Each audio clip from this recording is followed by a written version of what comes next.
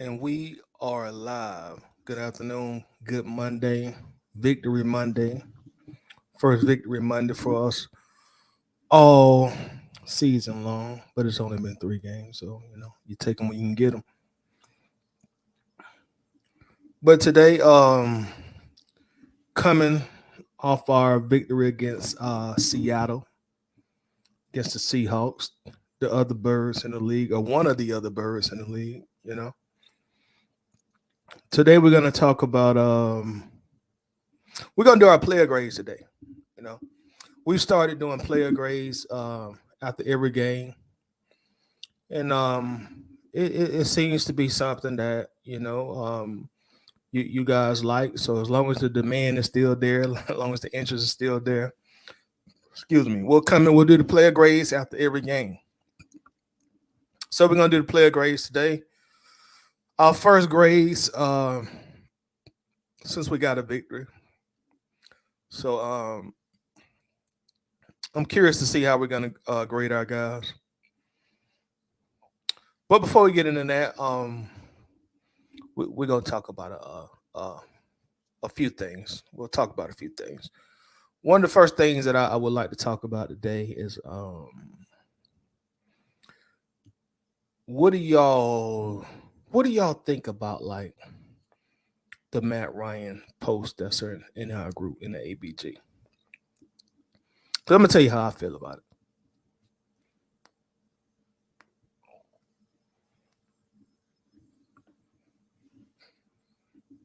I'm gonna tell you how I feel about it. Before the season first even begun, before our regular season started,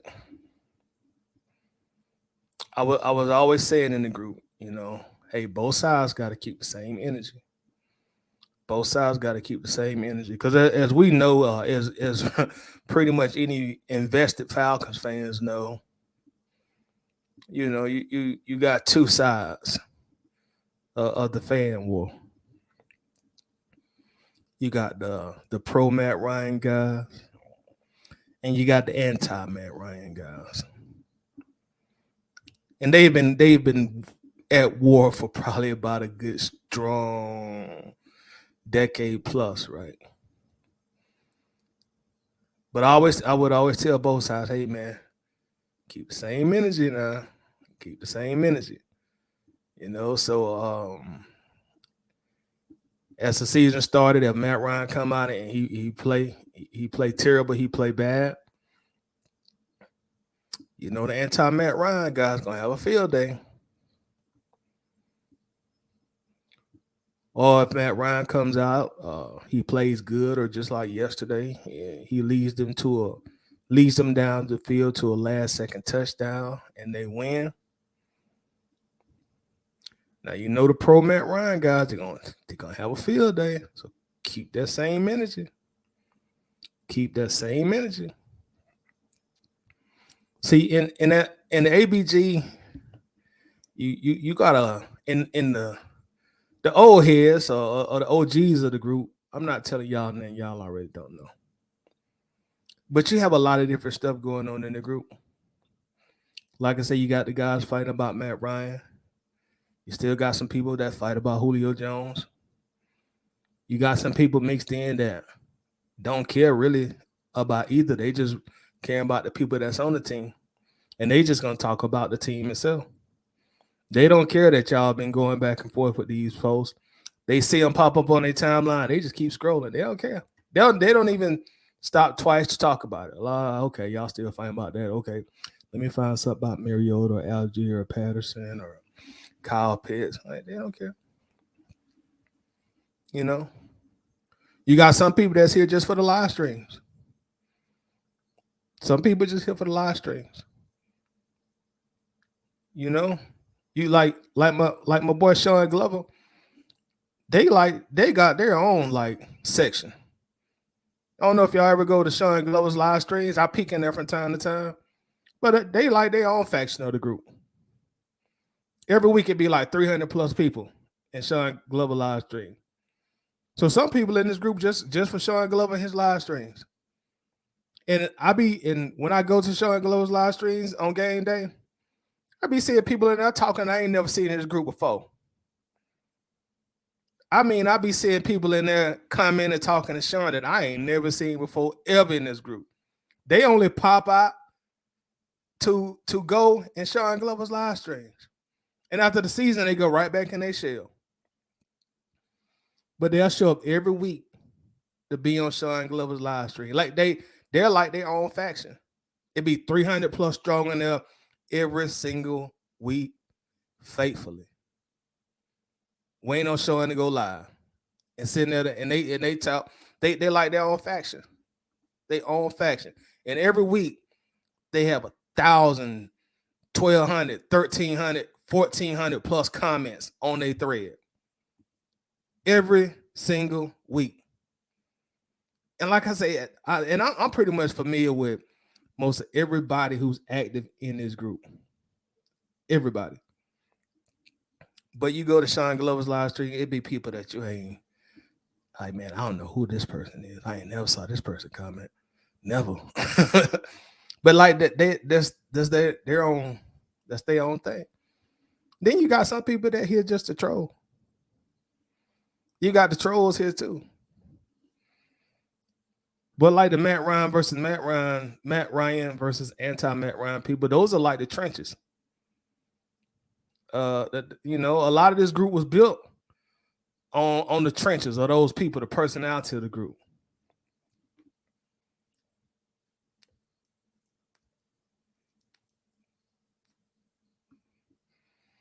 So there's a lot of different stuff that be going on.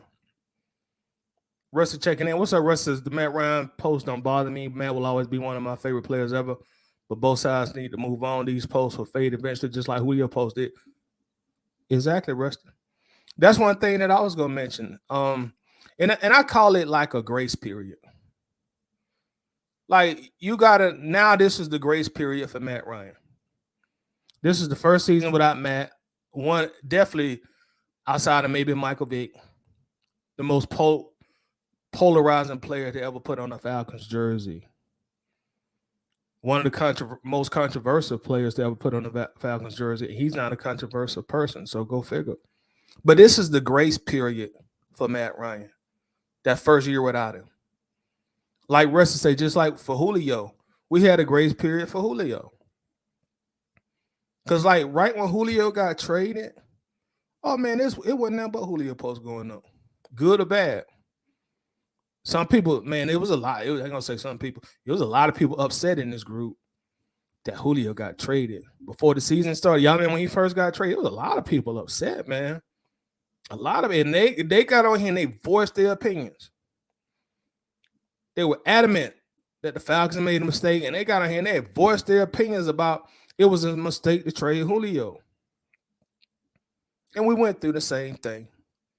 People complaining, go be a Tennessee Titans fan. Go to the Titans page, Hey, admins, why y'all letting all these Julio posts go up? It was the grace period. Personally, I felt it was only fair for people who rooted for the Falcons and Julio became their favorite player, one of our best players for 10 years we drafted him. I felt like it was only fair. I didn't feel like it would have been fair to censor those people who wanted to come to a Falcons group to talk about Julio Jones, even though he was a Colt. I just felt that was fair. It'd been a little different. It was somebody who only played here for like a year or 2 or 3. But we raised Julio. We nurtured Julio. 20 years from now, ain't nobody gonna really remember Julio as a Buck or a Titan. He's a Falcon. So I felt it was only fair that those people had their grace period.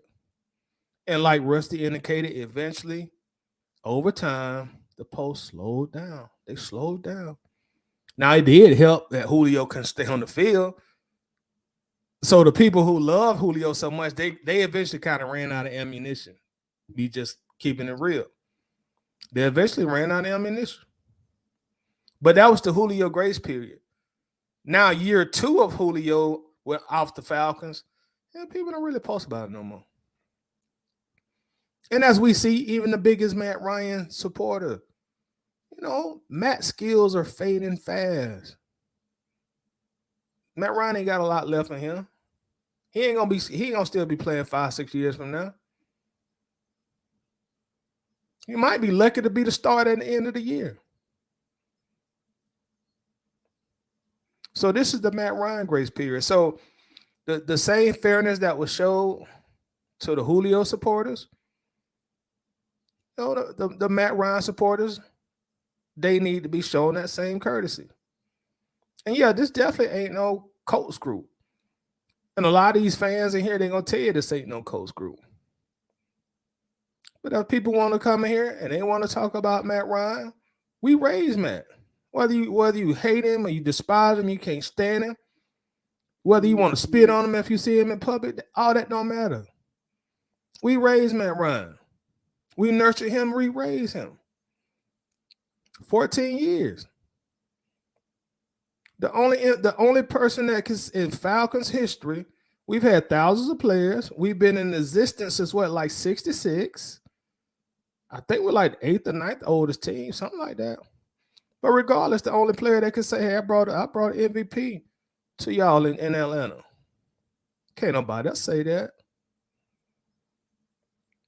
So the big Matt Ryan guys, hey, this is their grace period. This is their get it all out moments. And as Matt Ryan continues to diminish, and I'm not trying to shit on Matt, but as his skills continue to diminish, as he gets older, he's gonna be kind of like Julio. He won't be on the field as much. After last week, a lot of them Colts people were talking about, well, man, we need to bring Ellinger in. So this is their grace period too. So it's kind of tough to tell people like, hey, you can't talk about this past Falcon grade, or you can't talk about this past Falcon grade, especially at the end of the day, since this group has been in existence. We've let it all go. We've let it all go. We still talk about Vic in here. We still talk about Roddy White in here. Whoever, Tony Gonzalez. Of course, not as much because they've been gone for a much longer period of time. But if you tell people they can't talk about Matt Ryan, then you got to draw the line on everybody else. And that's not what this group was founded on. I think one of this group's attractions to a lot of people was that, hey, man, you can go in here and talk about, pretty much anything. If you don't like Matt Ryan, they'll let you come in, they'll let you say it. We was not the dictatorship that some other Falcons groups are or were, where you can't say nothing bad about Matt. So a lot of people appreciated that. That's what helped make the groups become so popular so fast. Like, man, they let you say what you want to say in there. And on the flip side, if you want to come in and say, y'all ain't nothing but a bunch of haters, or in the words of the great Strap Brown, y'all a bunch of sellouts. Y'all didn't even support your quarterback. Y'all ain't nothing but a bunch of sellouts. You won't even support your quarterback. You come up here every week and you shit on your quarterback. So if you want to tell people that about Matt when he was here, this is the group for you. You could both sides could be expressed.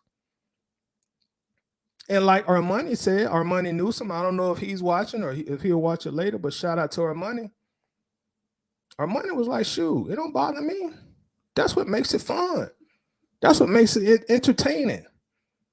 ABG, this is the trenches. This is what this is really the trenches of the Falcon group. And then you got just a lot of knowledgeable cats in here that, hey, man, well, I'm finna come in and just kick this nonsense. Y'all kick this game. Y'all know what y'all talking about. So it's kind of hard, when the group was founded. I think March of 2015. I'm getting old, so my memory ain't as good as it used to be. So like 7 years. So it's kind of hard to now go back and stop what's been the standard for 7 years. If you want to come up here and you want to talk about the Evander Holyfield versus Mike Tyson fight when Tyson bit off his ear, be our guest. Nobody's going to stop you. Nobody's going to stop you. You want to come here and debate Jordan versus LeBron, Jordan versus Kobe, Steph Curry versus Magic, be my guest. Shoot, I'm gonna hop on some of them posts and give you my opinion.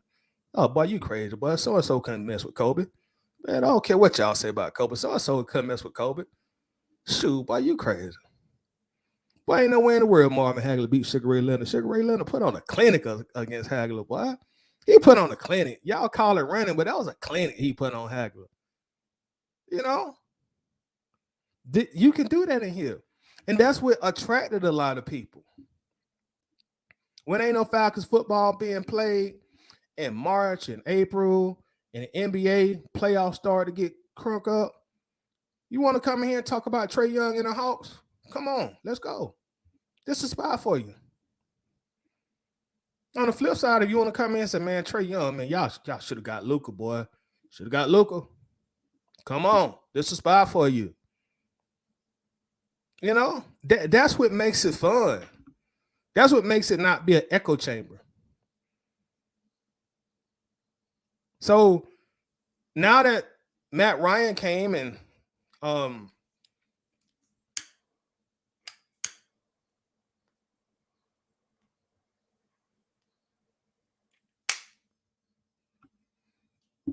that Matt Ryan came and he had a comeback victory, like a lot of these Matt Ryan supporters feel like they got to get their lick back this week. They feel like they got to get their lick back because y'all drug them.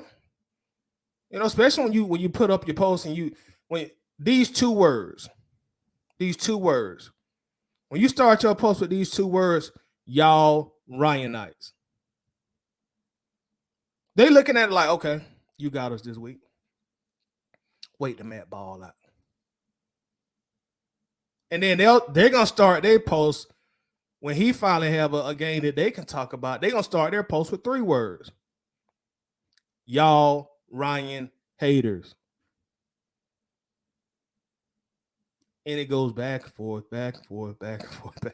It been like that for, like I said, over a decade. I know it. Y'all know it. So now that these Matt Ryan supporters, they feel like this the week that shoot, we can get our lick back now. Y'all talked all that junk last week. Y'all talked the whole week, especially on Monday after Matt Ryan played like absolute garbage.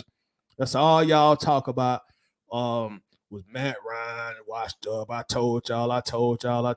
Yeah. Okay. They feel like, okay, now we got some get back on y'all now. So that's it. That's what it is, man. These same 2 segment of people been arguing and fighting and going to war since this group started. And just because Ryan got traded, they ain't gonna put their war flags down. They still gonna go to war. The trenches. That's the trenches of the group. Now, if you want to get down there and go to the trenches and get in that war, that's on you. That's on you. Since Matt Ryan gone, I don't even really mess with the trenches no more. Now, I know this seems hypocritical because I got his name in the title now, but you feel what I'm saying? I'm just addressing the issue. But I don't come on here one way or the other consistently talking about I don't even mess with the trenches like that no more. I let the trenches be the trenches. And the people that like to be in the trenches, y'all know what I'm talking about. That's what y'all doing. I mean, as long as they ain't like getting out of totally out of hand. Like now, if you come up here and the only thing you can offer to the subject is Matt Ryan trash, Slushy Ryan garbage, Matt Ryan trash, Slushy is garbage, and you keep posting that, yeah, somebody gonna eventually delete your post. At least be creative. On both sides, at least be creative. So yeah, I saw the post yesterday where the Matt Ryan guys was celebrating on on the other side. I saw the post. It was plenty of them. I saw the post, and this definitely not no coach group. It'll never be no coach group. But I saw the post. But I also saw the post this time last week when the other side was celebrating. And I said all season, both sides got to keep the same energy now. And if the group as a collective, if the group as a collective gets tired of it, just stop participating in it, one way or the other, and it'll go away. It'll go away by itself. It'll go away within a week. You know, if you on one side or the other, you're like, man, Matt Ryan don't play here no more. We got a new quarterback. I'm tired of this. We'll start talking about it. One way or the other, and those posts will magically disappear. Ain't nobody got to delete them. Ain't nobody got a lot of comments. They'll just go away. But people like that conversation. It's entertaining. So keep that same energy. You know, I've been saying that for months since the trade happened. Hey, man, y'all got to keep the same energy now. One way or the other, you got to keep the same energy. And like me, yeah, trust me, y'all. I'll be scrolling down the page too in the group, and I'm like, oh, there they go. Oh, get on my nerves. I just ignore it. Like, okay, I'm gonna find a post that I want to engage in. Okay, here go one right here. I can argue with this person about this. It ain't got nothing to do with Matt Ryan. You know what I mean? You know, just find what interests you. And you know what?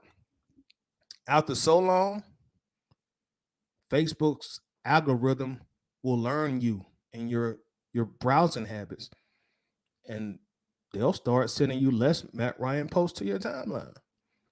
They'll stop prioritizing those Matt Ryan posts.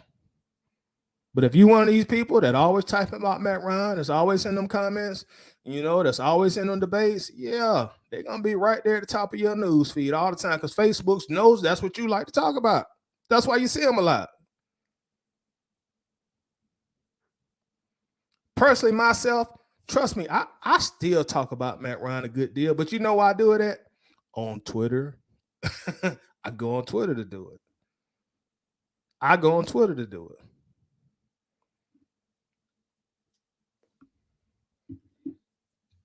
But like I say, you know, if the groups decide, you know, if the main contributors of this group decide they tired of it, start talking about it.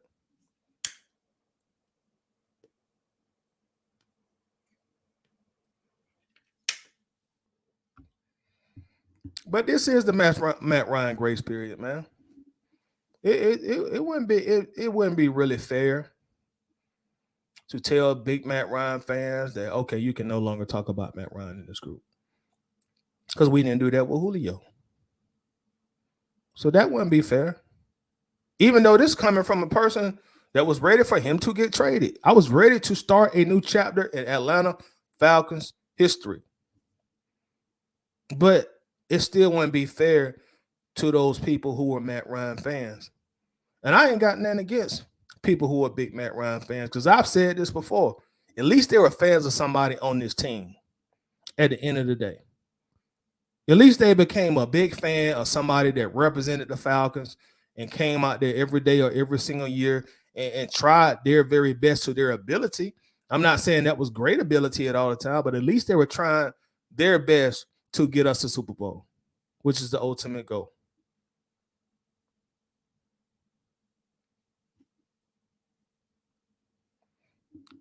But that's what this group was. That's one of the things the group was founded on, man. People just having the freedom to express themselves. At the end of the day. And like I say, hey, man, if you want to continue to fight in the trenches, keep fighting in the trenches.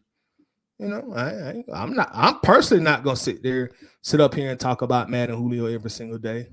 Or you know, anybody else for that matter.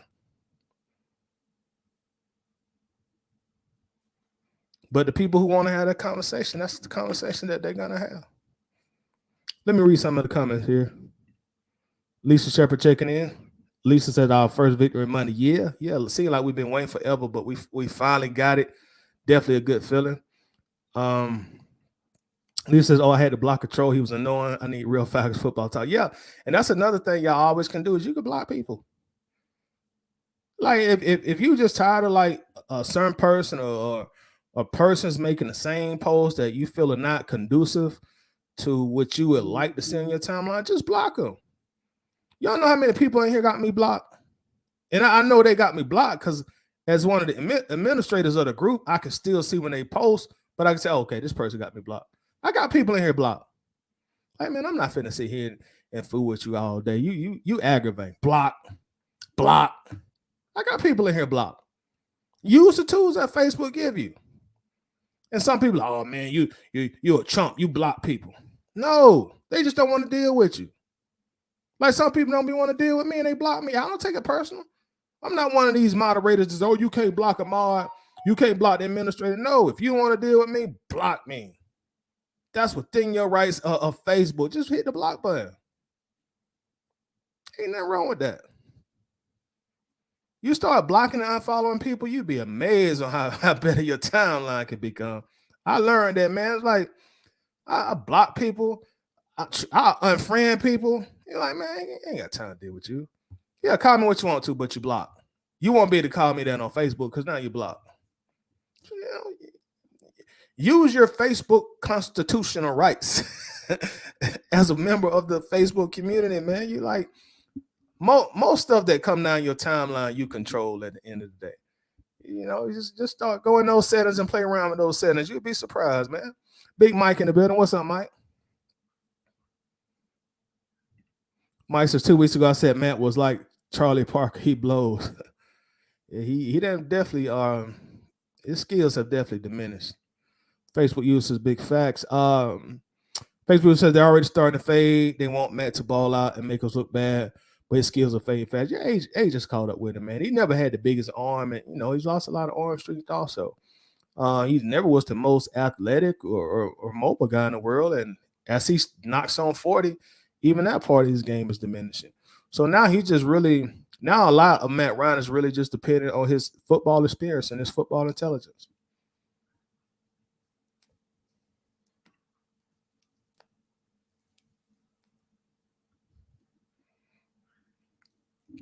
Russ says, I would say this though, if we had transitioned to another franchise quarterback immediately after trading Matt, I don't feel like the post would be as rampant in here. Right now, I think a lot of the fan base feel like we're in limbo because of the QB situation. That's a great point, man.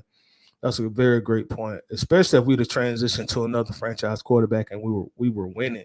Like when we started winning, man, like that's really what's going to occupy a lot of the stuff that gets posted in here is once we really, really get back to winning.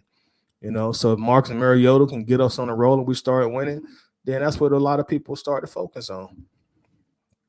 Robbie Harlan said, for people who get bent out of shape about Ryan Post, as long as the network talking about, as long as the network talking heads bring him up, I'm going to bring him up. He was a Falcon for 15-year history, doesn't go away. Thank you, Robbie. And that's how I feel about it. Whether you're talking about him bad or good, that's our history. You can't wash that away, bro. You can't wash it away. That's Falcons history. You can't wash Julio away. That's Falcons history. You can't wash Michael Vick away. That's Falcons history. You can't erase prime time away. That's Falcons history. These guys made an impact on the franchise. You just can't wash them away. Yeah, these guys who only came here and they left 1 or 2 years, ain't nobody really talking about them no more after they leave. Okay, you came here, you got a few checks, and now you're gone. Peace out. But the ones that we drafted, we raised, and we nurtured, people gonna talk about them, man. Anthony Booker is in the building. What's up with you, Ant? How you doing today, bro? What's happening, Facebook user? Somebody says the ones that still post about Matt are the ones that are still crazy about the ex who is married with kids and long been moved on. So he said, hey, some of y'all got some psychotic ways. Mike said, Hagler, oh boy, we're going to have this debate about the Hagler-Leonard fight. Hagler did not get robbed, man. Ray Leonard outboxed him. Ray Leonard outclassed him. The entire fight. And then after like round 8, Sugar Ray frustrated him. Oh boy, we might just have to have that debate in here one day about the Hagler and Ray Leonard fight. Hagler did not get robbed. Ray Leonard got in. He got him. Armani is checking in. I had mentioned you earlier, Armani. Armani says, I don't got a shout out. Damn, I done got a shout out. Damn, I feel special. Hey, I'm gonna tell y'all this also. If you don't like what we do and how we run the group, let the doorknob hit you with a good Lord split you and just leave. Nobody is holding anyone hostage in here. I love this group. Ain't going anywhere as long as the group is around. If you don't like a post, let it be known and argue it out or scroll the post. Perfectly said. Armani is one of the OGs that I spoke about in here. You know, it's been going like this back and forth between the two factions been going on forever in this group, man. That's the trenches. If you get in the trenches, that means okay, I'm cool with getting my hands dirty. It's just like the people who get in the fast lane on the interstate and they doing 85. You know what? I'm cool with paying this ticket if I get caught. So if you want to get in the trenches, you want to have those conversations, go ahead. Go. And there's a lot of people on both sides that like to have the conversation. I forgot who made the post, but somebody made a post about Matt Ryan yesterday.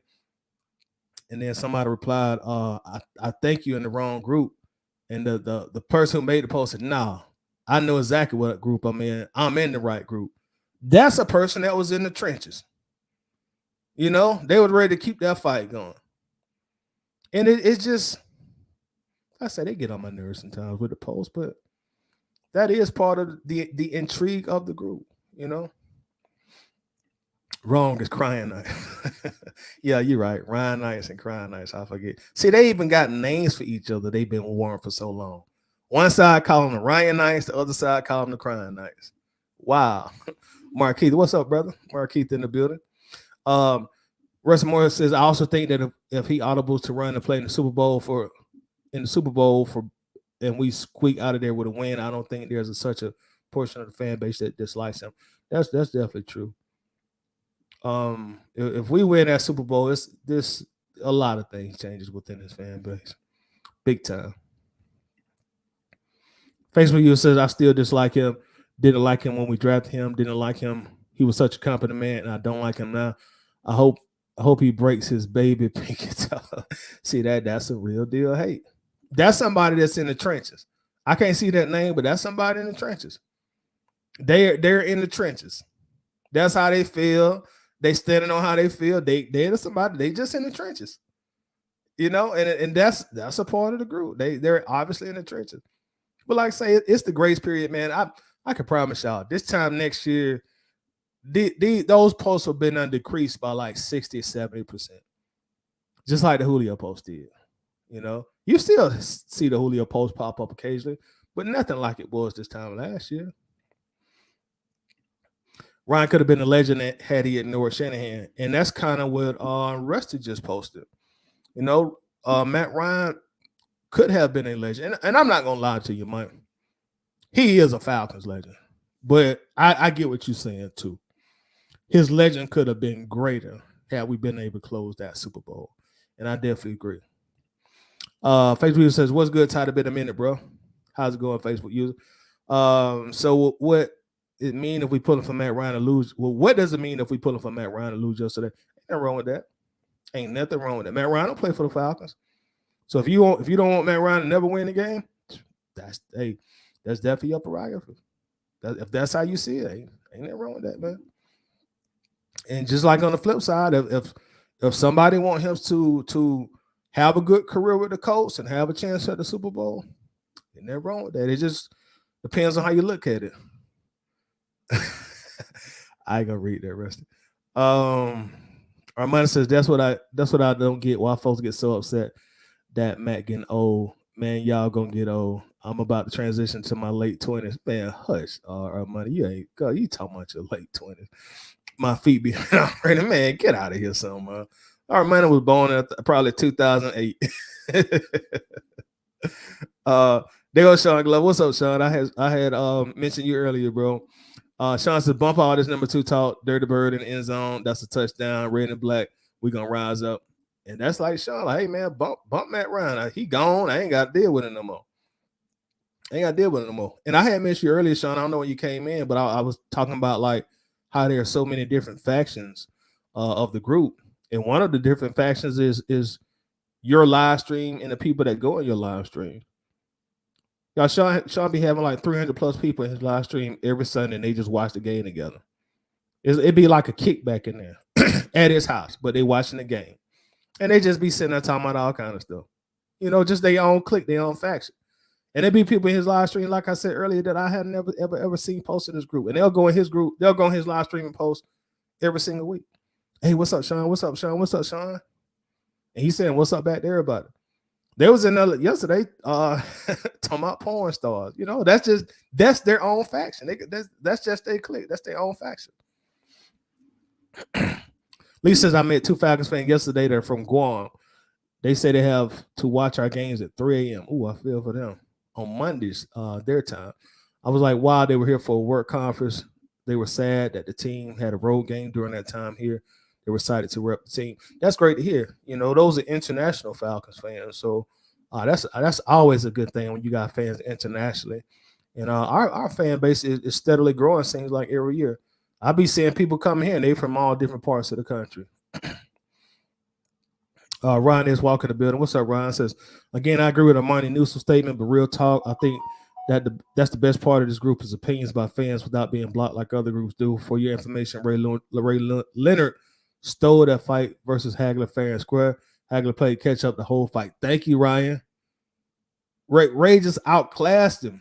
He outfoxed him. He out-finessed him. Jab, jab, move, jab, jab, move. Counter punch. And then, like I said, after round 8, he just had Hagler so frustrated. Ray Leonard knew he couldn't stand there and brawl with Hagler. He knew he couldn't stand there in the middle of the range and just brawl with him. Just like Ali knew he couldn't just sit there and just brawl with George Foreman. Rope-a-dope. I'm going to sit here on the back of this rope. Bow. Classic boxing. Russ said, I'm in these Mariota trenches. I feel like the guy who runs out into the field first to see what happens. Russell Moore is definitely not a big Mariota fan. I don't think I've seen Russell say nothing positive about Mariota yet.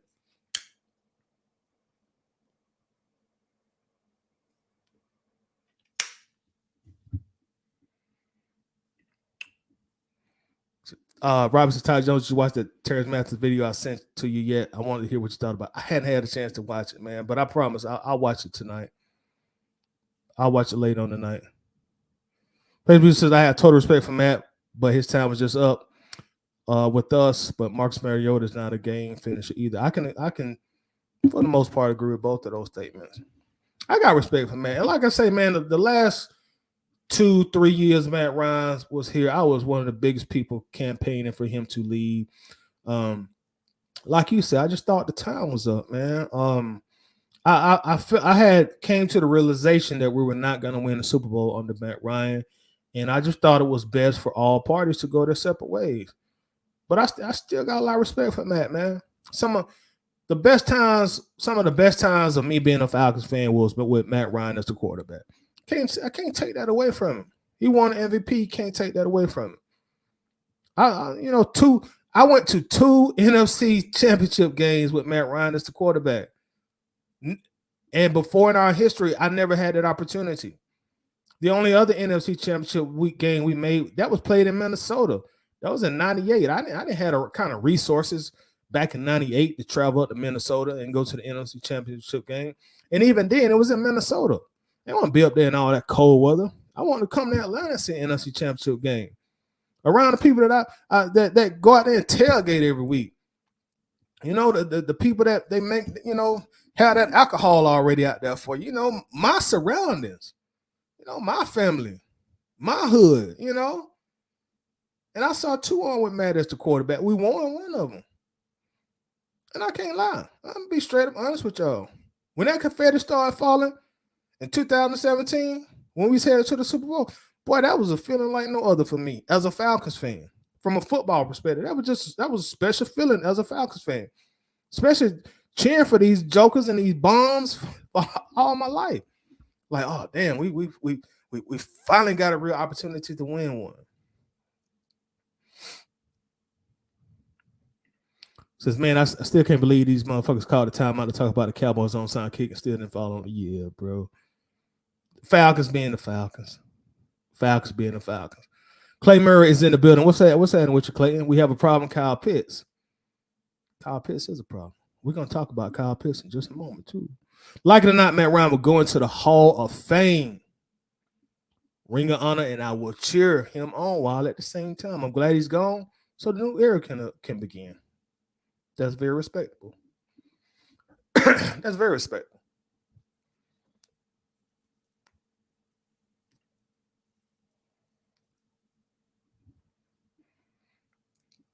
Pitts want money better than any tight end and wide receiver. Next year, we will be the year to pay him in the year 3 of the rookie contract. Do we pay him or let him walk? Oh, no, we don't have to worry about paying Kyle Pitts next year. Because remember, we can fifth year option Kyle Pitts, so we got a few more years. We won't have to walk that road next year. You know, Kyle Pitts will get a fifth year option, and they're going to probably, I'm assuming, well, I know they're going to fifth year option him, and I'm going to assume they will extend his contract during his fifth year option. But we got, this is just his second year, so we talking about like 3 years down the road. Now, Tyler, we are definitely diehard Dogs fans, but some of our fellow Dog fans get a bit out of pocket with going in, just drafting Dogs instead of what we need. Now, thank you, Ryan. That's a great transition comment to my next topic of conversation. Let's talk about these super homer Georgia Bulldog fans. Let's talk about it. Armand, I see your response you made around to it. Don't forget what happened last year. But let's talk about the Dog fans, man. First, I would like Ryan saying, we are definitely diehard Georgia Bulldog fan. I'm definitely diehard Georgia Bulldog fan. People who are on my personal page, like a lot of y'all are who are responding, like Ryan, like Armani, like Sean. I mean, I post about Georgia Bulldogs all the time. I mean, all the time. Every Saturday, mostly I'm gonna post about the Bulldogs game. Like I'm a big Falcons fan, I'm a big Georgia Bulldog fan. And yeah, I get attached to some of the Bulldogs, and I be wanting the Falcons to pick them up. Before the draft happened during the season last year, all I talked about was Nakobe Dean. Falcons need to get Nakobe Dean. Draft Nakobe Dean. I was making such homer statements that I was saying draft him in the first round. I don't care if he undersized, just draft him. Oh yeah, get Big Jordan Davis. We can use get Big Jordan. Man, we should have got Todd Gurley over Vic Beasley. I don't know what the Falcons were doing. I be like that too for a lot of our players at UGA. Right now, my homer mode is Brock Bowers. Shoot, I want Brock Bowers coming Falcons. Brock Bowers, Kyle Pitts, Drake London. Who gonna stop us? Who gonna stop us?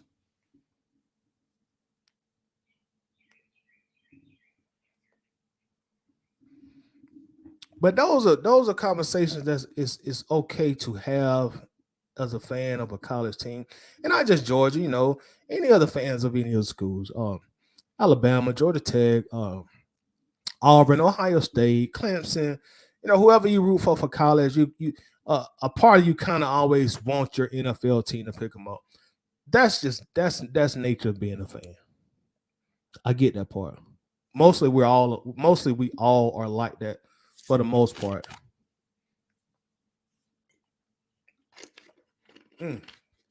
But my brothers and some of my sisters who root for UGA, some of y'all are just unreasonable with it. Some of y'all take it to a level that it don't need to be. Now, it's like, let's use last draft, for example. The drafts are in April every year, right? It's okay in April when we selected Drake London.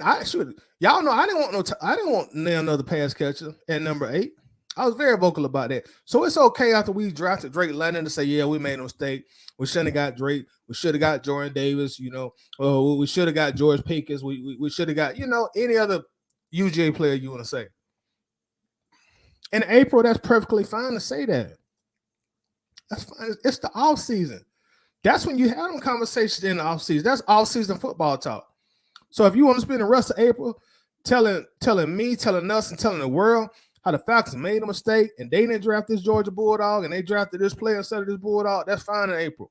That's fine to do in May. It's still all season. In May, you got the NBA playoffs coming on. So we ain't got close foot. Well, we kind of close, but it ain't football season yet. So April, May, fine. June, if you still on that, cool. It's June. We ain't even went to training camp yet. Now, once July gets here, by that time, you kind of need to go ahead and get that out your system. August, once the preseason games start, and you coming on here telling us we made a mistake, we should have got this UGA player, we should have got this, bro, you tripping now. You tripping. It's cool to have that opinion, but at least give the guys we drafted an opportunity before we start saying the team made a mistake. We didn't get this board out. We didn't get that board out. We didn't get this board out. Like, dog, we can't draft all UGA players. We just can't draft all UGA players. Yeah, we don't have a history of drafting a bunch of them.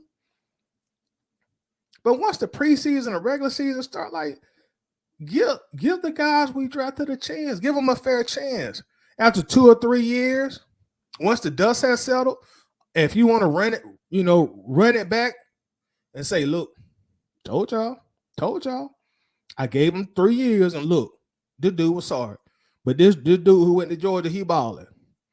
That's fair. But the first year of the draft, if the preseason has started, you didn't even get the guys a chance. You already talking about they made a mistake. And I saw that a lot in this group. Yeah, and I know Georgia had just won a national championship.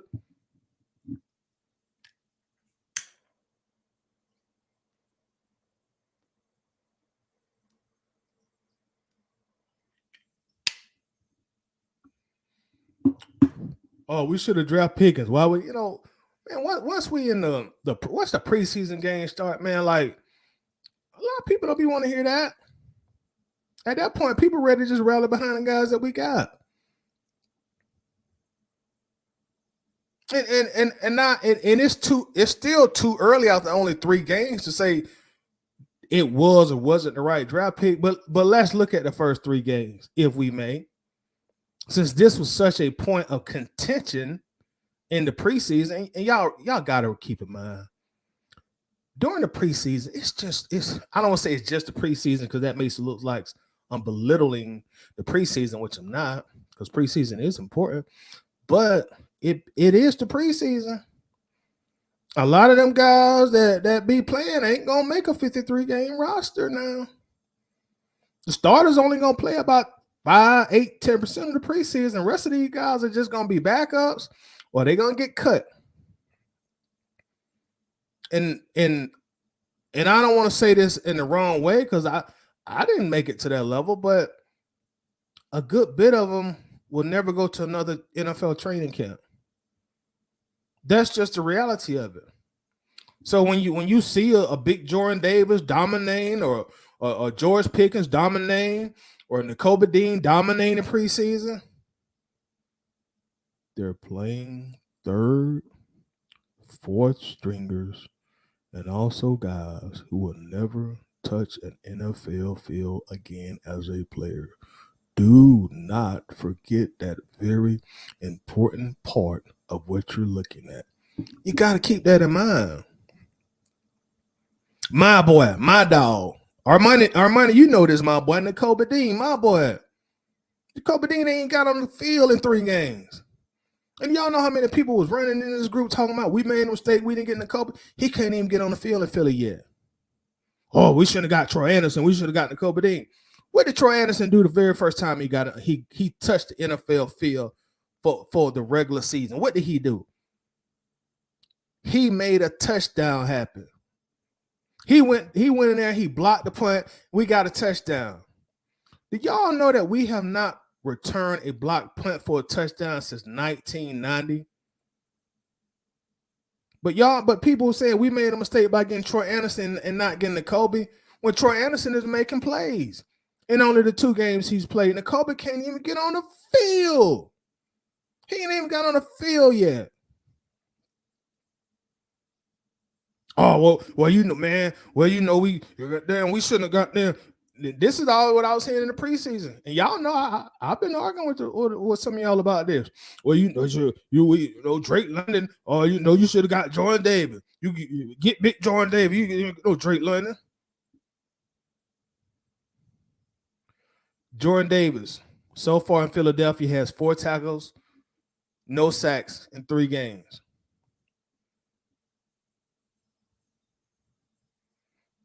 Drake London, 16 catches, 214 yards, 2 touchdowns in 2 games. So in this very short sample size, which has been a better draft pick, Drake or Jordan? Oh man, Falcons so stupid, man. You had George Pickens right there, and you didn't get it. You had George Pickens right there, you didn't get Pickens. 3 games, 5 catches, 65 yards, no touchdowns. Pickens, 5 catches, 65 yards, no touchdowns. But we got Arnold Abercrombie, 6 tackles, 1 sack. Which one would you rather have? The 6 tackles and 1 sack over 3 games, or 5 catches and 65 yards and no touchdowns over 3 games? Which one would you rather have?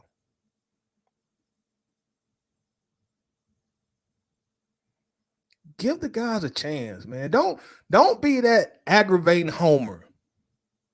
And I'm a homer, but I make sure I'm not the aggravating, unreasonable, irrational homer once the season starts. I'm gonna give everybody a chance. Now, 2, 3, 4 years down the road, if we want to run the conversation back, that's fair. Because at that point, you done gave these rookies a chance to be who they're gonna eventually become. Or you now, hey, okay, now to reevaluate that trap and see what we made a mistake at. We could have got this bulldog, and we made a mistake and we didn't get this bulldog. That's fair. I mean, but this year people was in the preseason just like, bro, come on, y'all. Give these guys a chance. Y'all ain't giving these guys, you didn't give Trey Anderson a chance. You didn't give Drake London a chance. You didn't give Abercrombie a chance. Give them a chance. You can't just draft every single bulldog because they bulldogs. That ain't how this works. This ain't like Major League Baseball, where you got a farm system, you got the minor leagues.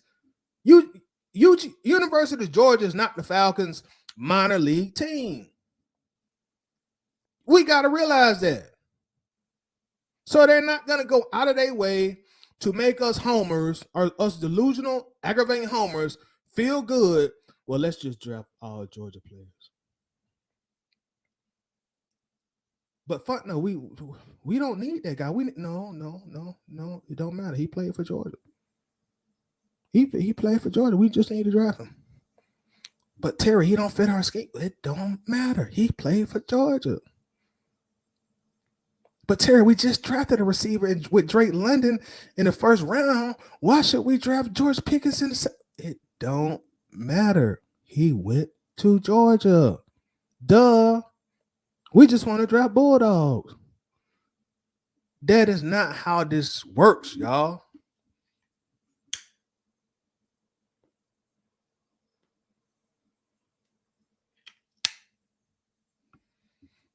And I love, hey, my UJ people, I love y'all. So I'm not trying to come at you, but I'm just keeping it real. But that's all I heard in the preseason, man. But three weeks into the season, you don't those UGA homers, they're not even talking no more. Because they see Drake London is the odds-on favorite in Vegas to win Rookie of the Year. Drake London. A lot of us in the preseason who said it was a mistake and we should have got Jordan Davis, but Drake London is the odds-on favorite to win the Rookie of the Year. Drake London is on pace to have 91 catches, 1,200 yards, and 11 touchdowns as a rookie. Let me give you those numbers again. Drake London is on pace to have 90-plus catches, 1,200 plus yards and 11 touchdowns in a rookie. As a rookie, I take that all day long. And that's after we lost Calvin. I take that all day. As a rookie, I take that all day long. My boy Roddy White didn't put up them kind of numbers as a rookie. Drake London already done got about what Roddy had all season as a rookie. Quintorius Lopez, he didn't do that as a rookie. Even now, Quintorius was a bad boy as a rookie. Now I'm not gonna front on Julio as a rookie. Now I'm gonna keep it real. I ain't gonna try to make no point that ain't really there. Because Julio's a bad boy as a rookie. He only played, I think, 13 or 14 games. So Julio would have played the entire season. This might be a different conversation. But regardless, Julio didn't have the numbers as a rookie. So y'all get the guys a chance, man, before you just start being a homer. They can't draft all Georgia players, y'all. They can't do it.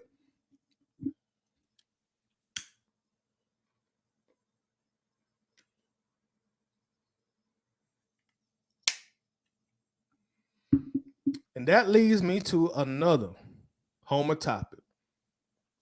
Let's talk about Justin Fields real quick, y'all. Can we talk about Justin Fields? Because a lot of the UGA Homers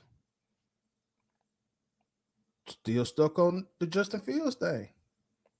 They ain't let that go yet. And again, me, Toddy Jones, the biggest Justin Fields fan. Again, y'all guys who've been on my personal page for years, y'all can attest for this. I was front line on the Justin Fields war. I was front line on that war. I felt like UJ wronged them in college. I was front line, very vocal about that. When the draft time came, I felt like with him still there, we should have drafted Fields. Was front line. But have y'all noticed? I don't discuss Fields like that no more. I don't discuss Fields like that no more. Because once you get into the league and it's time to play, I'm gonna judge you off your performance. I don't care how much that I liked that you're in college. I'm gonna just keep it real about your performance as a pro. So far, Justin Fields has not lived up to all the talk that he's garnered within this Falcons fan base or in the Atlanta Bird Gang group. I made a post last week. I said, hey, man, can we stop propping up Justin Fields in this group until he really deserves it? Because, like, ever since that draft, every week I've been seeing this we should have drafted Justin Fields post. We should have drafted Justin Fields post. We should have drafted Justin. For what? For what? He's been terrible. For what? He's been terrible. Like, what are y'all seeing that I'm not? He's been terrible. He has been terrible. So I'm wondering to myself, like, why do these people keep posting this? We should have drafted Justin Fields. Y'all super homers. You being a super homer, you're not being logical. At least be a logical homer. When somebody starts playing and their play don't lead up to all the talk that's going on around them, you gotta fall back. You gotta just silently fall back. Let's say y'all noticed me, one of the biggest Justin Fields supporters years ago. Y'all don't see me pumping that flag no more because I'm sitting here watching him play for Chicago. I'm like, oh boy, ooh, woo, woo. And people continue to I'm seeing somebody now make an excuse for him. And people continue to make excuses. He ain't lived up to the hype in the NFL.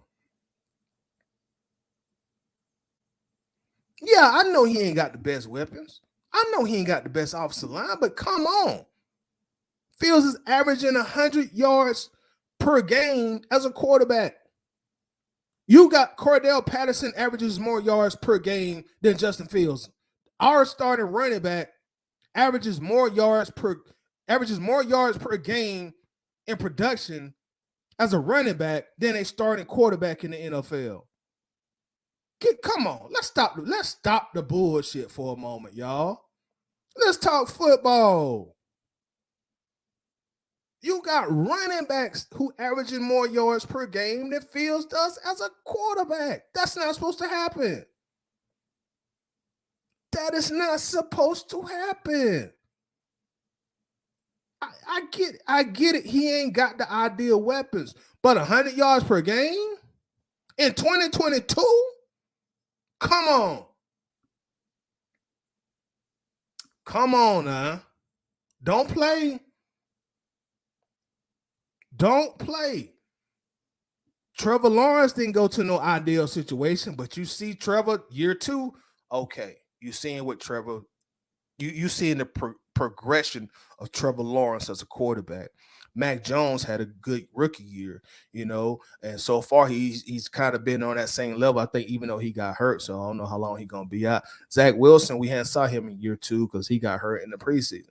But Justin Fields has actually regressed. He didn't even play good as a rookie. 100 yards per game, bro. You can't even justify that with me. The number 11 pick in the first round, 100 yards per game, 2 touchdowns and 4 interceptions, completing 51% of your passes. Justin Fields don't even have a game this season where he's completed 10 passes. That's not all on everybody else. I'm going to tell y'all who y'all sound like. Y'all sound like the Matt Ryan guys that y'all be picking on. Well, it's everybody's fault but Matt. It's everybody's fault but Justin. Keep it a buck. And I'm a Justin Fields fan. I hope he gets it together. I want him to get it together. I want him to succeed. But if we're going to talk football, then let's talk football. You can't always be this homer. You can't always be super biased to the point where you're just unreasonable. Justin Fields has been bad. Justin Fields' press conference yesterday, you know what he said? I played like trash. The fans won't even admit he played like trash, but the man who played like trash admit I played like trash. But his fans won't admit that. Y'all not even being logical. You're not being reasonable. You're not being rational. You're just being a super duper homer. Come on, man. Come on now.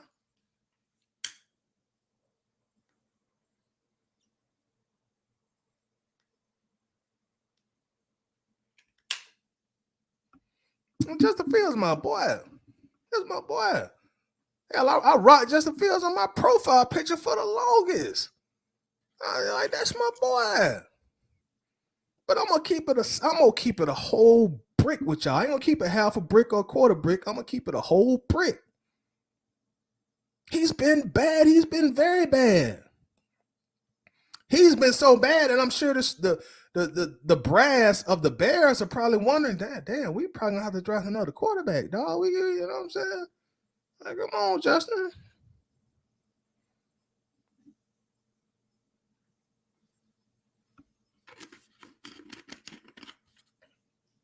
And it's too early to tell. Justin Fields could come out and catch fire the rest of the year. He catch straight up fire. End up making the Pro Bowl. I hope he do. He come out and catch some fire. It's still too early. Just like I said 10, 15 minutes ago, you got to give these guys an opportunity to play and have these conversations 3-4 years down the line. So this is still too early. So I'm not making no proclamations on field. I'm addressing our homers in here who still don't want to let it go yet.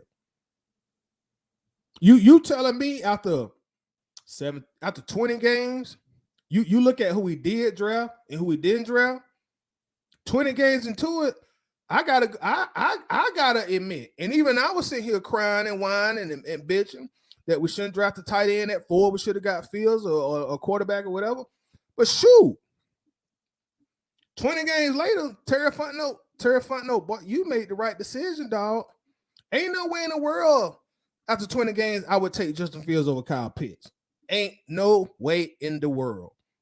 We can even take away the Matt Ryan trade and go back in history and say, well, you'd have let Fields out a year on the run. No, I'm not doing that, bro. No. 20 games later, there's no way in the world I would take Justin Fields over Kyle Pitts. Is there anybody after 20 games? And again, We can't make a proclamation yet on neither player because it's still too early. But 20 games in, is there anybody that would take Justin Fields over Kyle Pitts? I'm looking at the comments right now. Is there anybody that would take Fields over Pitts 20 games since they've been drafted?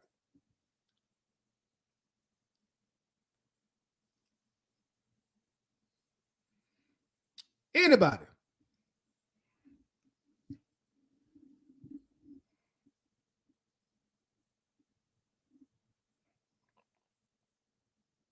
Eddie Thompson, nope. Rustin Moore, nope. Tim Hensley, hell no. But people still be posting we should have drafted Fields. I'll be looking at them posts. I'll be like, what, bro, what are y'all smoking? What kind of kush that is? But that's some moon rocks or what? Sun rocks or where you buy that from?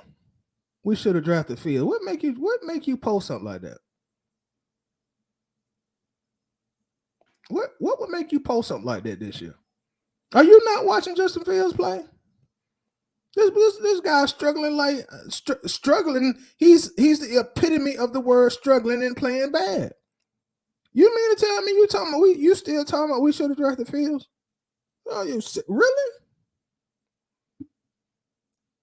Really?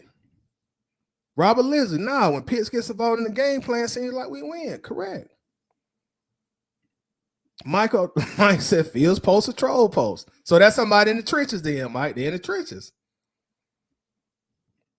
I'm honest, like you said, Tyler just got a lot of mechanics to work on. 49ers should have drafted Fields, though I think it's still in the higher than Lance. He has a lot of mechanics he need to work on, bro. You know what, Armand? I wouldn't even gonna bring it up because I ain't want people to say, "Well, you just hating on Justin Fields. You just hating on Fields." No, I'm not just hating on Fields. I'm talking football. Don't over personalize it when somebody's talking football to you. That's why I be calling stuff like this barbershop talk. Because it's just barbershop talk, bro. If we was in a barbershop and we was looking at each other face to face, you understand this ain't hate. Oh man, that's just a dude. He's just keeping it real, man. Telling it like it is. And I'm a Fields guy. I was the biggest Fields fanboy, y'all. But once they get on the field, I'm gonna judge you off what you do in the pros and how good or how bad you play. Marcus Ellis says no, not now, fam. But Marcus, every week somebody posts, well, we should have drafted Justin Fields, and I be looking like, bro, what are y'all talking about? Like y'all don't watch these games. Y'all just go watch ESPN to see who won and who lost, and you make your post based on that. You're not watching these games. You're not watching Justin struggle as a quarterback, man. Mechanics are bad. Footwork is bad. They worked with him on the offseason in his footwork. He came and he changed his footwork in the gun. Timing throws is terrible. He did what we blame Matt Ryan for. He hold the ball too long. That's what we used to love to say about Matt. That's what Justin do. Indecisive in the pocket. That's why he ain't completed. I mean, come on, y'all. It's 2022. Some quarterbacks have 10 completions on one drive. He ain't completed 10 passes in a whole game. And I know the team ain't great, but y'all can't ignore the fact that he's not doing his part also.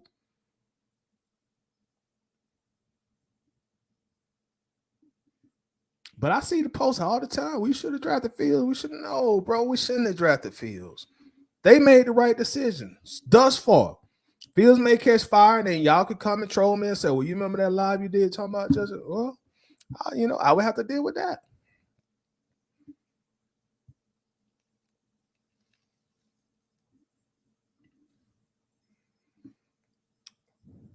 By year 2, it should be some type of improvement by a player and team. I agree. Fields has regressed in these first 3 games, bro, since his rookie year, man. He's regressed. Regression. All right, let's get to these grades, man. Let's get to the grades. Let me start rambling. Let's get to these player grades. Get to these grades.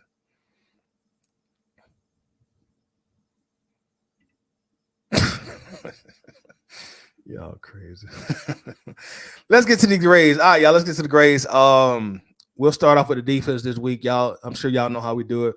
We're gonna grade our players on a scale of 1 to 10. 1 being the absolute worst, you trash, you shouldn't be on the field. I'm sorry. Yeah, 1 being the absolute worst, you trash, you shouldn't be on the field. You need to turn in your helmet. You need to find another profession. 10 being perfect, excellent. You can't play no better. So we're gonna judge from a scale of 1 to 10. We're gonna go through these real quickly here.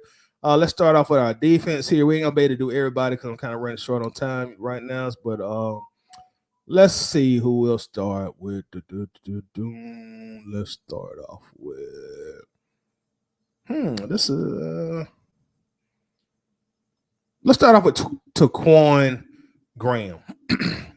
Stat line: 3 tackles, 3 assists, and that's for Taquan Graham. I don't think he got a whole lot of snaps, but from the people that watched him play yesterday, on a scale of 1 to 10, what would you give Taquan Graham on a scale of 1 to 10? Again, 1 is the absolute worst. You trash, you garbage, and 10 is perfect. So what do y'all give Taquan Graham?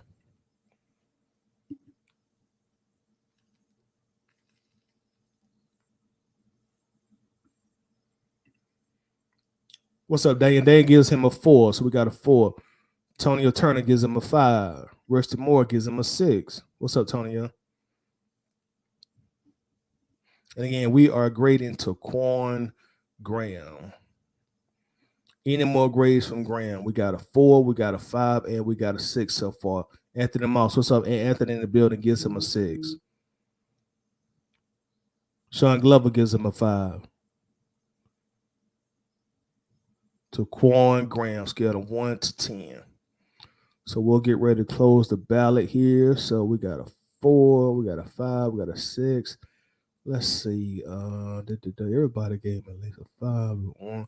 I would say for him, we could probably average that out about around 5.5. So above average game. Definitely room for improvement, but definitely not, by definition, a bad game. So 5.5 for Taquan Graham. So let's go to our next person here. We got and we spoke on him earlier. So let's talk about Troy Anderson. Rookie linebacker for the Falcons got his first piece of in-game action yesterday that wasn't on special teams. Troy Anderson had a total of 3 tackles, 3 solo tackles, and they sent him on a lot of blitzes yesterday and also some pass coverage. I know he was covering a guy, a tight end, and a touchdown pass was eventually thrown. So again, we're now grading Troy Anderson a total of 3 tackles and 3 solo tackles also. So all his tackles were solo tackles. So what will y'all give Troy Anderson? Tonio Turner gives him a 7. He says the kid ball. Sean Glover gives him a 6.4. Rusty Moore gives him a 5. Daniel gives him a 5.5. So again, we're grading Troy Anderson scale of 1 to 10. 1 being the absolute worst. You're trash. Take off your jersey. Take off your helmet. Turn it back in. 10 being the absolute best. You're absolutely perfect. Again, we're grading Troy Anderson. Mike gives him a 5.5. Anthony Moss gives him a 5. And that's for Troy Anderson. So I guess we'll get ready to close the ballots on Troy. Looks like for Troy, we got 7, 6.4, about 6, 5.8, 5.7, 5.7. David starts. What's up, Dave? Gives him a 6.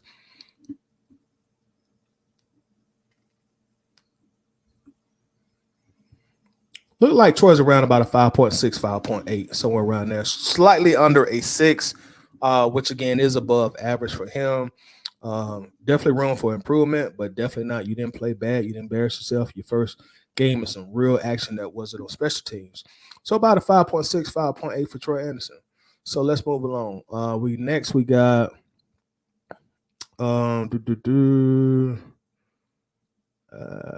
should I grade? Yeah, we'll grade him. Let's grade the Hawk. Jalen Hawkins. Jalen had a total of 3 solo tackles, 1 assist, and he also had a total of 4 tackles. Of course, no sacks. But again, he had 3 solo, 1 assist, and a total of 4 tackles. Jalen Hawkins, I think, if I remember correctly, I also think he had an opportunity for interception that he wasn't able to pull in, if I'm remembering that correctly. But again, we are grading Jalen Hawkins. What do y'all give the Hawk yesterday for his grade on a scale of 1 to 10? And that's Jalen Hawkins.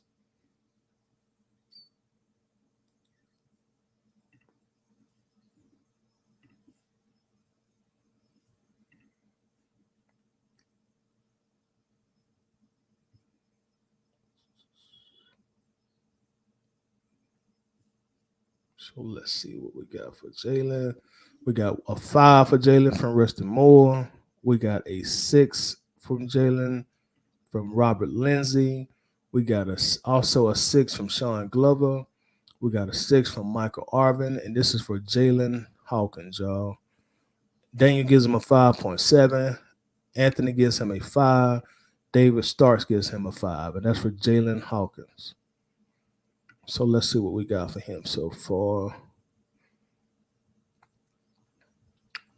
At 5, 5.5, 5.8, 5.9, 5.8, 5.6. Looks like he's around about 5.4, 5.5. So he is also above average. Again, definitely room for improvement. Not bad, not trash. But above average game, and that's for Jalen Hawkins. So we'll move to our next person, y'all. Let's go to.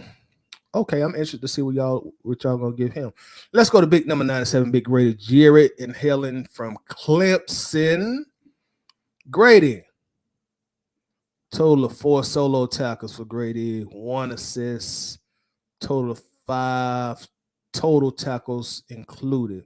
So 5 tackles, 4 of those were solo, 1 was assist, and he had a very, very key sack on 3rd down, the final drive of the game, when it looks like the Falcons were about to Falcon.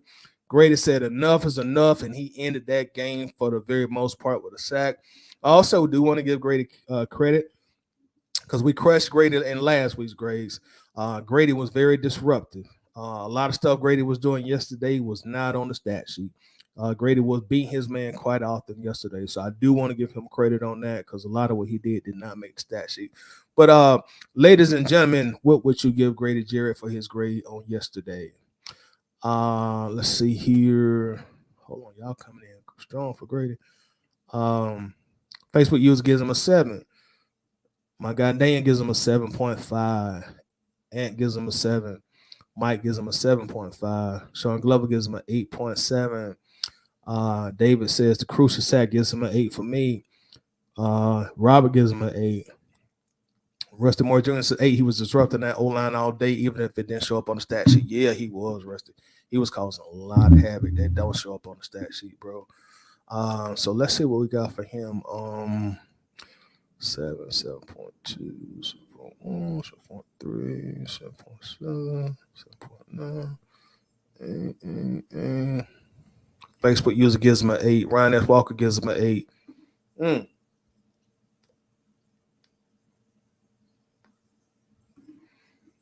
Looks like to me, y'all, Grady got, if we do based on what everybody's giving, Grady got like an 8 for yesterday. Give him right at a strong 8. So strong 8 is very, very, very, very good game. You can even classify it as a great game at an 8. You was all over the place. You did what we needed you to do. Continue the good work for us, Grady, because you was balling yesterday, bro. So great game to Grady Jarrett for yesterday. So let's move along. We got this one should be interesting, I think. Let's see here. Hold on, let me look at some of this real quick. Let's do AJ Terrell. Let's do AJ. AJ Terrell, again, another Clemson guy coming out of Clemson. AJ, we've been tough on AJ these first 2 games as far as these grades go. So let's look at AJ's stat line. No interceptions, no sacks. He had a total of 6 tackles, 6 solo tackles. For a DB, I think the tackling portion is kind of impressive.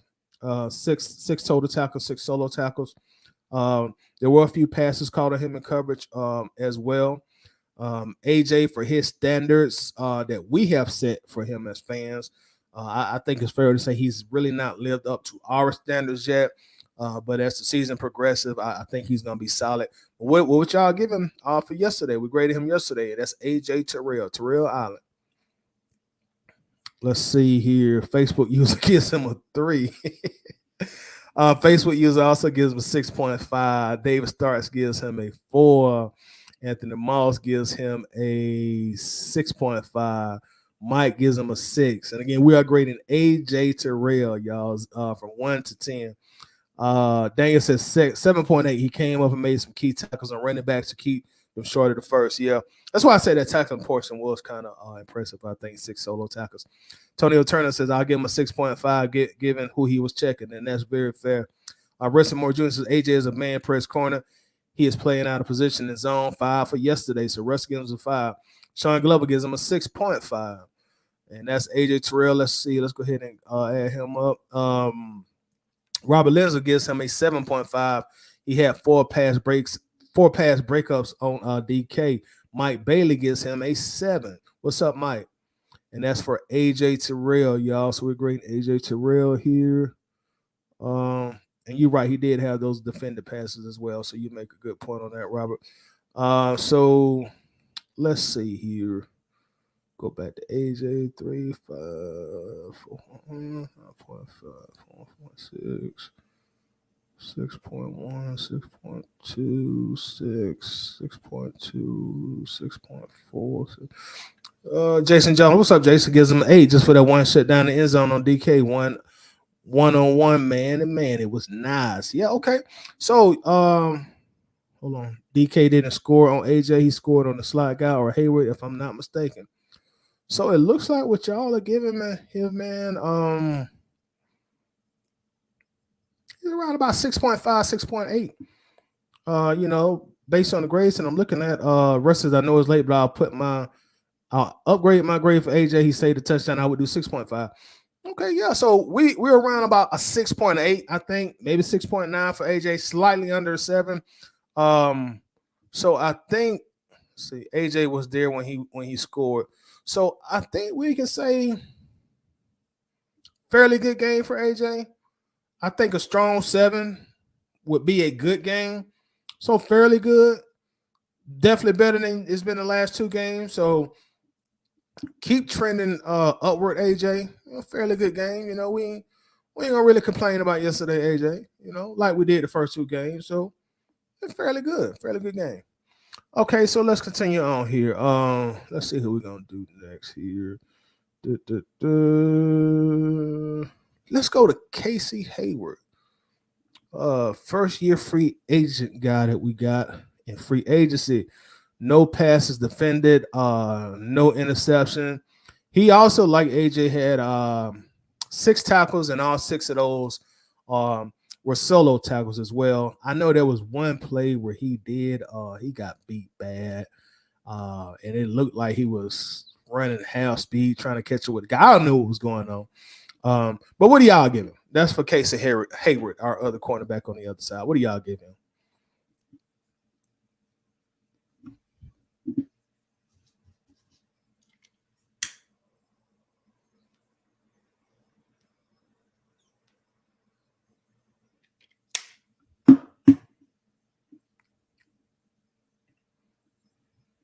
Daniel gives him a 6. Russ is a case of bullshit. Too much for Russ gives him a 4. David Stark also gave him a 4.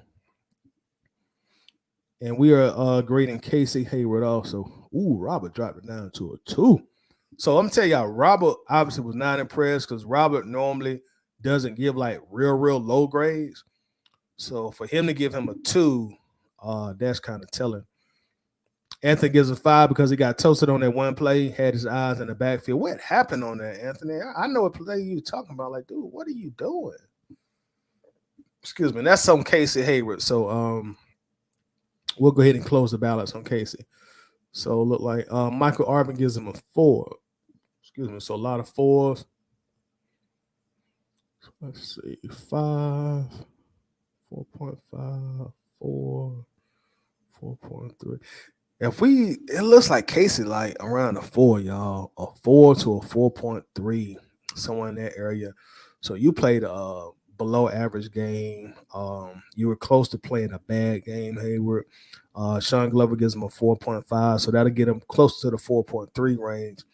So still well under a 5. So Hayward, we're not satisfied, man. We need you to play better than you played. Because 4.5, or I think he was like a 10-year veteran. We're expecting more from you, man. So we need you to step up your play, Mr. Hayward. So let's move on. Let's go to Richie Grant. Let's go to Richie Grant. Let's go to Richie Grant. Let's read off Richie Grant's numbers here. Richie Grant had a total of 7 tackles, 6 solo tackles, which is very impressive. He had 2 passes defended also, and he also had the 1 interception at the end of the game. So what would y'all give for Richie Grant? It looks like he's the only person that had on the team that had an interception yesterday. And again, we are grading Richie Grant. What grades for y'all give Grant?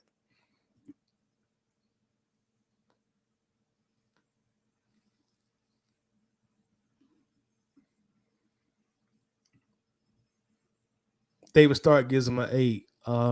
Russ is Case on a 2-year deal, so we might be moving on. I think so. I think he is on a 2-year deal for like I think $10 million. I might be wrong. Michael Arvin gives him an 8. Robert says he saved the game. Got to give him a 9. Hey, I respect that all day long, bro. Norman, what's up? Norman says I give him an 8. Norman gives him an 8. Anthony gives him a 7.5. And again, that's for Richard Grant, who had the game clinching interception right there at the end of the game, and he had a total of 7 tackles, 6 solo tackles. And again, that's for Richard Grant. We got Mike Bailey gives him a 7.8. Russ says Grant had a crucial pass breakup as well on Lockett, 7.5. Sean Glover says 8.8. He sealed the game away. He definitely did. Looks like the Falcons were about to Falcon last drive, and we was able to finish it in victory formation. So let's average him out. So that's 8.5, 8.5, 8.3, 8.4, 8.2, 8.5. Hold on, Dane says 5. Not impressed. Just for getting an interception game. Should have been back and forth like that. Anyway, so Daniel came through a rock, gave him a 5.5. So let's see what that'll do. Let's see. So let me see. 8.5, 8.4. Looks like he's around 7.7 to 8. I think he's closer on the 8 spectrum, based on what I'm looking at. Daniel really dropped his grade down with the 5 though, but I respect it, Daniel. So we'll call him like a 7.8, 7.8. That is still a very good game. We are very satisfied with that, Richard Grant. This is, I think, your 2nd year, if memory serves me correctly. So keep improving, young fella. Keep making big game plays for us at the end of the game. But we're very satisfied. 7.8. He had a very, very good game. RJ Smith checking in, says scary win. Yeah, that was kind of, hey man, they had me over here anxiety, man, like they always do. Daniel is more consistent, and I'll be more impressed. I respect it also as well, Daniel. So let's go to our next defender here. We got let's go Mikael Walker. Mikael Walker. One of our linebackers, Mikael Walker, had 1 pass defended. Mikael Walker had a total of 9 tackles, which was 2nd on the team for yesterday. And 8 of those were solo tackles. So he was definitely flying around the ball. That's Mikael Walker. He also dropped the interception too, if memory serves me correctly. But that's Mikael Walker. 1 pass defended, and that's probably the pass defended, that interception that he dropped. 8 solo tackles, 9 total tackles, and we are grading Mikael Walker on the scale of 1 to 10, and that's Mikael Walker. So what would y'all give Mikael Walker for yesterday's game? Rusty Moore gives him an 8. Dave Stark gives him a 7. Mike Bailey comes in with an 8. Daniel says should be no reason we don't beat Cleveland, start the run and cause Jacoby to beat you, throwing it down the field. I think we're gonna win that game too, bro. I think we're gonna be 2-2 this time next week. Mike Bayless has got to work on his hands, though. Yeah, he let one go, man. He should have had that INT, bro. So he would have got better grades and he would have got it.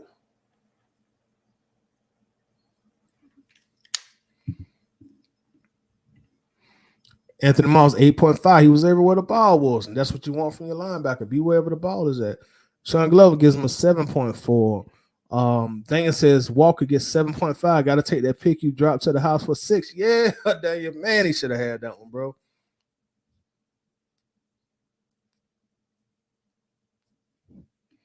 So we'll go ahead and close the ballot there on Walker. Let's see, 8, 7, 7.5, 7.7.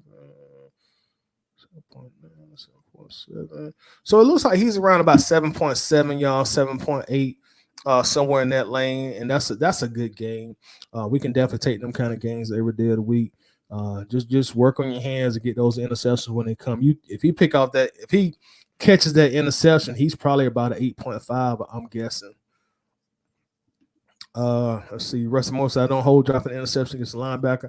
I can't imagine they practice that with the judge too much. Yeah, you're probably right. So we'll go to our final defender, y'all, which is going to be Rashawn Evans, who is our other linebacker, along with Walker. I will add that Evans was the leading tackler for yesterday. He had a total, and this is as a linebacker, he had a total of 2 passes that were defended. He had also 1 tackle for loss. He had a tackle for loss. He had 9 solo tackles, and he had a total of 12 tackles total. Again, that's Rashawn Evans, 12 total tackles, 3 assists, 9 solo tackles, and 2 passes defended. What would y'all give Mr. Evans, y'all? Let's see. Daniel says Evans ball yesterday. Rusty Moore gives him a 9. And y'all, Rusty is normally a real tough score when it comes to them grades. So for him to give him a 9, Rusty was very, very impressed. Daniel says Evan gets a 9.2 from me. David Starks says a 6.9. That's coming from David Starks. And we are, again, we're grading our linebacker Evans. Michael Arvin gives him a 9. Robert Lindsay gives him a 9. Okay, these are some pretty good grades coming in for Evans.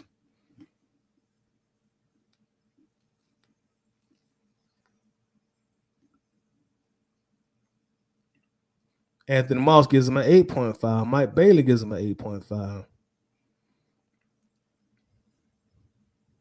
So let's see what we got. We'll go ahead and close the ballot on him. So we got a 9, 9.2, 9, 8.5, 8.7, 8.8, 8.6. So y'all, looks like he's around about 8.6, 8.5 to 8.7. So in that range. So that is a very, very good game for him. You pretty much played a great game, man. You know, you had that same kind of game for the rest of the year. Hey, man, we would have nothing but big things from you. So great game yesterday from Evans. Keep up the great work. So let's go to our offense, y'all, and we'll go ahead and we'll close this thing down once we do the offense. Give me a second here. Let's start off with our receivers.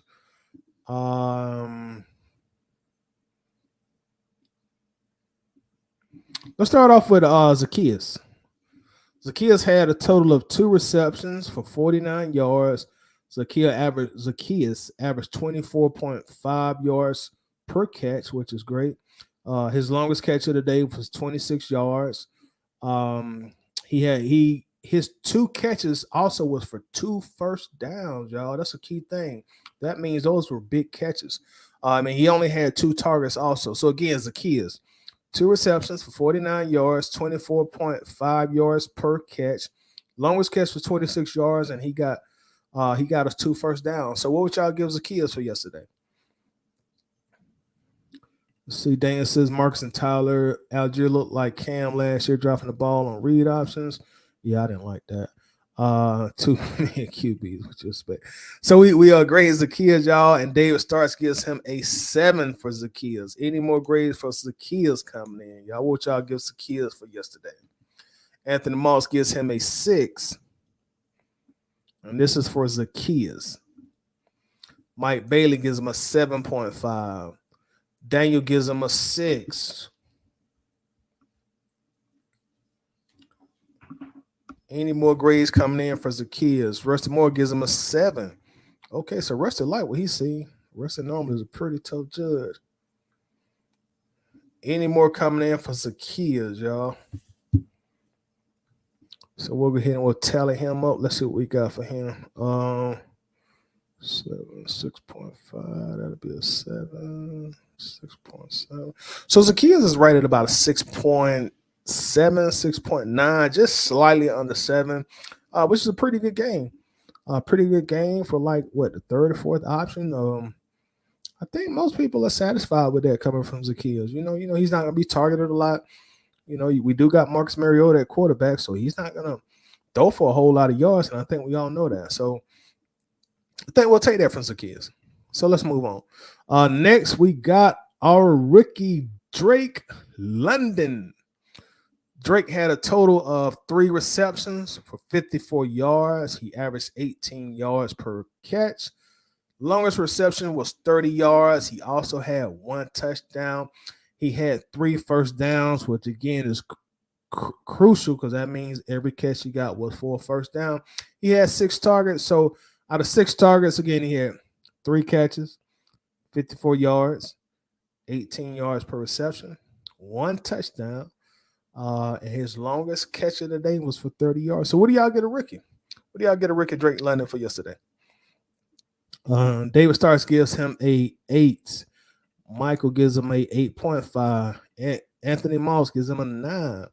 Robert Lindsay gives him a 8. And this is for Drake London, guys. What do you give Drake London for yesterday? And we are grading Drake London. Rusty Moore Jr. gives him a 8.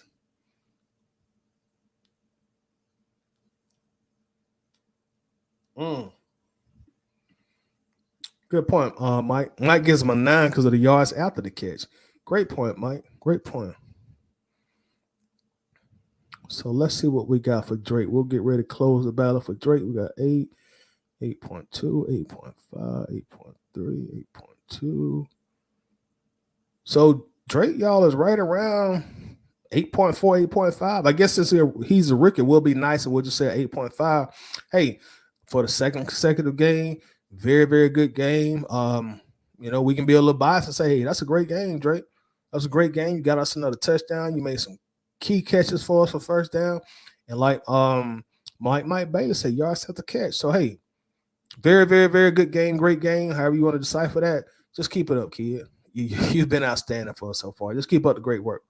So now let's go to Mr. Kyle Pitts, who Kyle Pitts is in his second year. Before the game, there was a little bit of controversy about him not getting enough targets.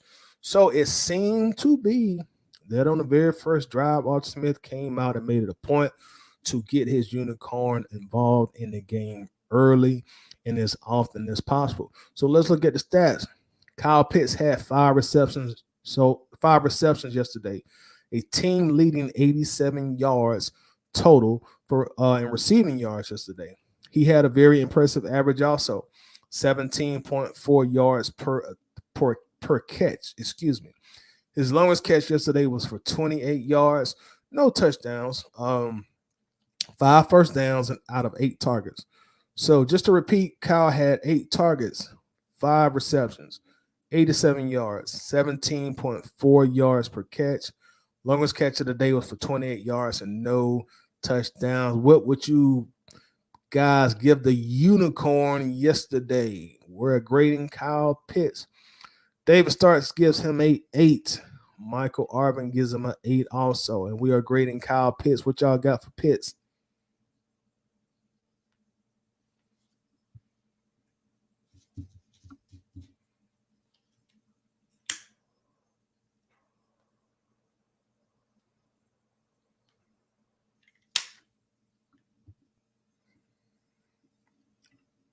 Anthony Moss gives him 8.5. Says he made a key block on a run play for Cordero Patterson that a lot of people missed. I actually missed that myself, so great observation. Mike Bailey gives him an 8. Robert Lindsay gives him an 8. Rusty Morris gives him a 7. He said he runs routes with half effort. This is the pros now. You're not going to be able to beat these guys off of sheer athleticism like you did at Florida. Your assessment of him running dusty routes last year was spot on. So Rusty gives him a 7. So he really needs to run better routes and also give more effort. Like his motor isn't always running all the time. So I respect that, Rusty. So we're grading Kyle Pitts once again, y'all. What do y'all give Kyle Pitts? So let's tally up the votes here. We got 8.5, 8.2. That's 8. So Kyle Pitts looks like, based on what I'm seeing, I would say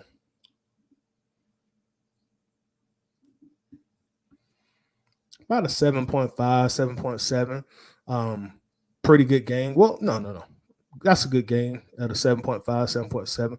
Good game. Kyle, we know what you're capable of. So, you can't have a better game, but definitely an improvement for the first 2 games. So, continue progressing every week. But at the end of the day, we're not dissatisfied. So now let's go to Cordero Patterson. Let's go to Patterson. Let's start off with his receptions. Cordero Patterson did have 1 reception for 12 yards yesterday, which picked up a first down. That was his only target, was that 12-yard catch. He really did his thing rushing yesterday. Cordero Patterson was outstanding running the ball for the Falcons again. He only had 17 rushing attempts, but he gave us 141 yards on the ground yesterday. He had an astonishing, I had to pull out the word astonishing on y'all. Kyle Pitts had an astonishing 8.2 yards per carry. When I tell y'all in the NFL, you averaging 8 yards per carry on more than 15 attempts, man, you had a field day. His longest rush of the day was for 40 yards, and he got 1 touchdown. He picked up 5 first downs running the ball on only 17 attempts. Y'all, that is critical. 5 first downs on 17 attempts, 141 total rushing yards, 8.2 yards per carry. It's actually 8.29, so I really want to say 8.3 yards per carry. Longest carry of the day was 40 yards and 1 touchdown. What do y'all give Mr. Patterson yesterday for those Falcons? David Starks, 10. Robert Lindsey, 10. Rusty gave somebody a 10. I'm telling y'all, I think Rusty's the toughest judge. So Rusty give you a 10, that means a lot. Anthony Moss gives him a 10. Mike Bailey, 9, says Patterson be toning that motherfucker. Yes, he does. Mike gives him a 9. Rusty also said at some point one of these other running backs is going to need to step up because we won't see pay towards the end of the year. If we are in the playoff race, this pace is going to have to slow down. Yeah, I agree with you on that, and that's probably why he only had 17 rushing attempts. I think he had 22 the first game. But you're right, Algier, Avery Williams, somebody's going to have to step up and take the load off him. But the Patterson guy, let's see, 1, 2, 3, 4, 5. He got 5 10s.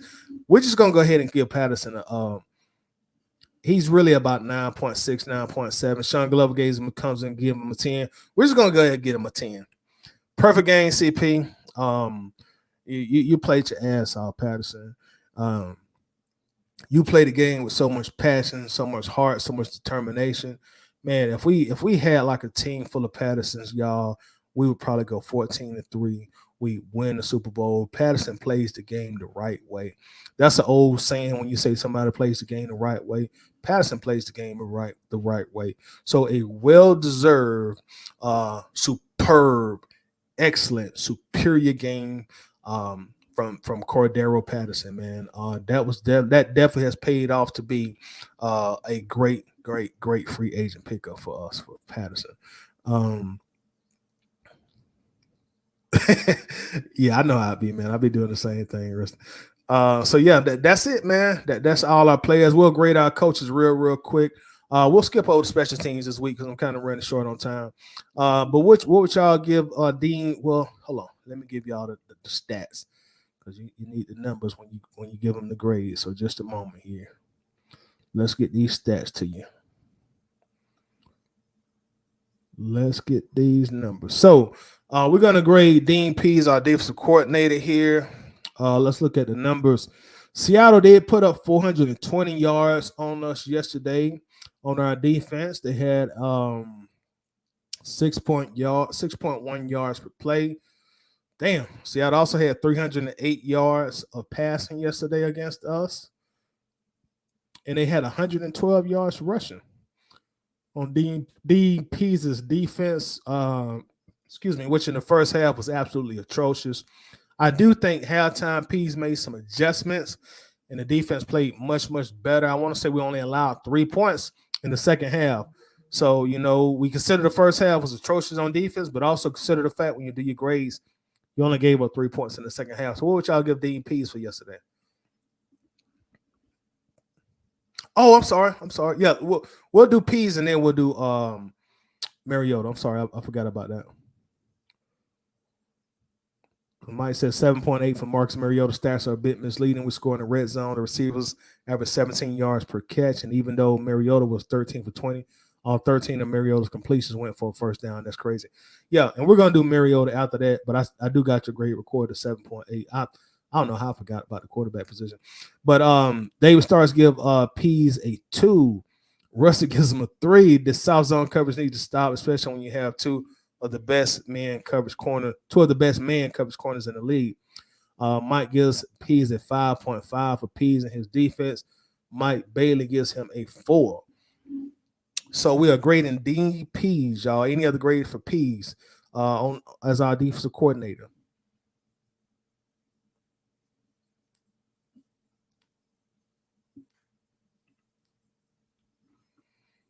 Facebook user gives him a 4.5. And that's for DP. So Anthony gives him a 3. Since P's had the corners playing off while Seattle was in trips punch formation, that's a no-no. That reminded me of your boy Anthony Dan Quinn. Some of that stuff be looking kind of Dan Quinnish to me sometimes, man. Playing like so far off the ball. I don't know if he don't trust his corners or does he not trust his safeties.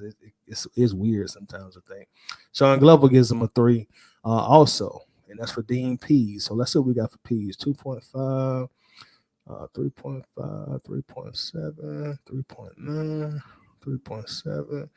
Looks like P's getting about a 3.5 from us, y'all, which is let's call it what it is. That's bad. That's bad, man. We were not impressed with that defense.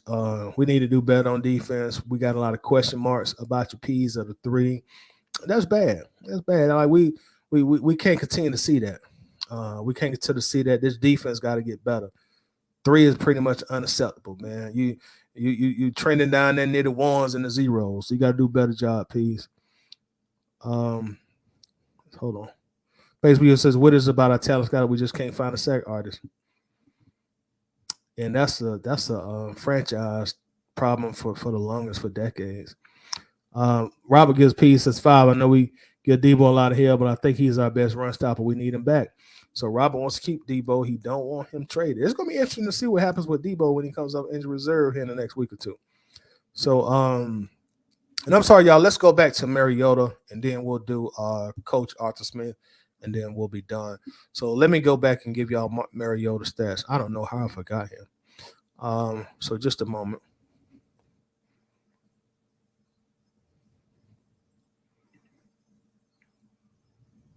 Okay, so we're grading Marcus Mariota.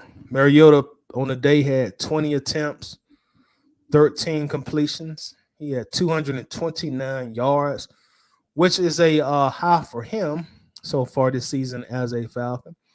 11.4 yards per reception. 1 touchdown, 1 interception. His longest pass was 30 yards. He was sacked 30 times. And he has a very, very impressive, y'all, 99.8 rating as a quarterback yesterday. His rating was 99.8. So, we'll be nice and call that a 100 quarterback rating for Mariota yesterday. I think he was credited with 1 fumble, though. But again, he was 13 out of 20, 229 yards, 11.4 yards per attempt, 1 touchdown, 1 interception. Longest pass of the day was 30 yards, sacked 3 times, and he had a 100 rating for yesterday. So what would y'all give Marcus Mariota? David starts at 6. I'm sick and tired of the critical mistakes, especially at the most critical moments, bro. Crazy. Russell Moore Jr. gives him a 5. Says people don't realize this, but say there was 1 second left on the clock before halftime when he threw that interception. Seattle would have gotten a field goal. That means they would have been down by 1 instead of 4 at the end of the game, and a field goal would have won it. And we would be sitting here today talking about 0-3. I know people want to brush it off because it didn't happen, but that was one of the worst throws I've seen a QB make. I agree with you. And also, why not just down the ball? I mean, why not just down the ball in that situation? You're not gonna throw the ball 40+ yards, just down the ball. I mean, like you said, that was definitely a terrible throw, bad decision. You just threw it right to the guy. You should have just went and handed it to him. But why just not just down the ball and just go to halftime? I didn't understand that play at all yesterday. Sean Glover gives him a 4.5, and Mike gives him a 7.8. Mariota stats are a bit misleading. We scored in the red zone. The receivers averaged 17 yards per catch, and even though Mariota was 13 for 20, all 13 of Mariota's completions went for a first down. That's crazy. Facebook user says, as long as the first read is good, Marx Mariota will be good. But the first read is covered, we're in trouble. He gets jittery after that. Mike Bailey gives him a 7. He says a 6. Mike Bailey gives him a 6, so we're going to scratch off that 7. Anthony gives him a 6. He looked a little more comfortable and was standing tall in the pocket. He still got to clean up the mistakes, though. I totally agree on that. And again, we're grading Marx Mariota. Any other grades for Mariota here while I tally them up here? Let's see. 5.5. So 5. 5.7. That'd be a 6. Okay, so it looks like Mariota got a 6. Another above average game for Mariota. Definitely not great by any means of the word, or definitely not good. But above average, But you were solid. You was all right. You was okay. Solid game. Russ is 5 in the middle of 10. So yeah, solid game, man. Definitely can improve. We definitely hope you improve, but you went trash. You went garbage, above average game for you, Mariota. So we're going to go to Coach Smith, and then we're going to wrap this up. Y'all appreciate y'all time hanging on with me. Thanks a lot. So let's go to Coach Arthur Smith. Again, there was some criticism, a little bit of controversy about not getting Kyle Pitts involved in the offense. Came out on the first drive and made sure that he went for Pitts or went at Pitts or targeted Pitts very, very early in the game, got him going, got him in rhythm, and that resulted in Kyle Pitts getting right at around 90 receiving yards yesterday, which was very, very critical. I think the threat of Pitts combined with the threat of Drake London actually helped open up the running game even more for Cordero Patterson. Patterson ended up with a huge day, as we already talked about, 140 yards. So being that Arthur Smith is our offensive coordinator, let's look at how we did on offense. The Falcons had a total of 386 yards total offense yesterday on 9 drives. We had 7 yards per play yesterday. We officially had 207 passing yards. We had a very, very great 179 rushing yards yesterday. We had a total of 31 rushes for 5.8 yards per rush. We were three out of 4 in the red zone yesterday. We did have 2 turnovers and 1 fumble loss. So overall, what would y'all give your head coach Arthur Smith on his grade yesterday? Let's see. Sean Glover says 9. I generally disagree. Yeah, Sean, that's shocking coming from you because I know you ain't Arthur Smith's biggest fan. So Sean Glover gives him a 9. Russell Moore said, I'm starting to like the plays he's drawing up more and more every week, and I'm not being a dead horse, but I really do feel if he had a more accurate quarterback, the system could be lethal. I agree. I see what the system could be if we have the correct personnel in there, especially at quarterback. David Starr says a 7. I'm going to put the end of the half pick on him for calling a play at that point in the game. I agree with you totally on that. Mike says a 7. He fixed the Pitts problem and finished the game, but still makes a bonehead call before the half. Mike, what was up with that, bro? Just down the ball, man. Like between him and Mariota, and they just have those moments. It's like, what are you doing? Russell Moore says AD gets a 7.5, no screens on 3rd and 8, so that's good. See, Robert gives him a 7, and I blame the interception before the half on him. Yeah, everybody is, man. Like, dog, like what was that? Mike Bailey gives him a 7 also, and we are agreeing Coach Arthur Smith. Let's see what we got so far for Coach Smith here. Let's kind of tally up the balance, and we'll wrap this thing up. Let's see here. Anthony gives him a 7.5. Says, I really think we had the momentum going before the drone situation. Well, I don't know what that drone was, bro. And that drive was going to turn into a score, but I blame the Marx Mariota interception on Coach. I think he called that play. Yep. We are all in agreement on that, y'all. Like, that was just a dumb play to make, man. So let's see what we got here. We got an 8, 7.5, 7.5, 7.3, 7.2. So he's right around a 7.3 for Coach Smith yesterday, which overall is good. Overall is good. It is not great, but it's good. Definitely acceptable, especially that we won the game. I think we all in agreement that last play before the end of the half with the interception was on him. Would have had a better grade if that don't happen. But ultimately, you know, we won the game. We did what we needed to do to win the game. Like Michael Arvin says, he fixed the Pitts problem, got his unicorn involved in the game early in the game. So let's just continue to progress as a team. You know, hopefully, you know, our coaches get better, our players get better. We got the Cleveland Browns coming up on Sunday. We're back in Atlanta, back at home. I think we'll have a pretty nice sized crowd. So I'm calling it now. We will win that game. So this time next week we'll be 2-2. We'll be 500.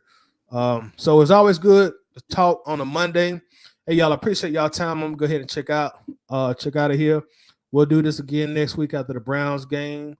Again, which we will win. So appreciate y'all time, man. Monday Night Football on later tonight. Y'all have a good week.